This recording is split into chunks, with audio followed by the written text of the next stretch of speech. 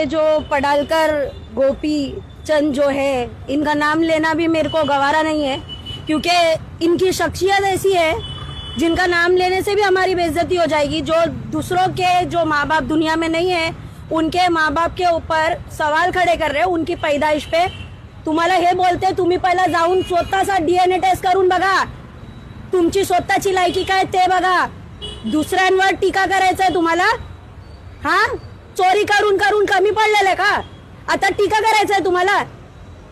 दुसऱ्यांवर टीका करायची हे सोडून द्या, आणि जे तुम्ही करतायत ना हे नका करू, नाहीतर आमची जेवढी महिला आहेत ना सगळे येऊन तुमचे कपडे फाडून आम्ही तुम्हाला मारणार।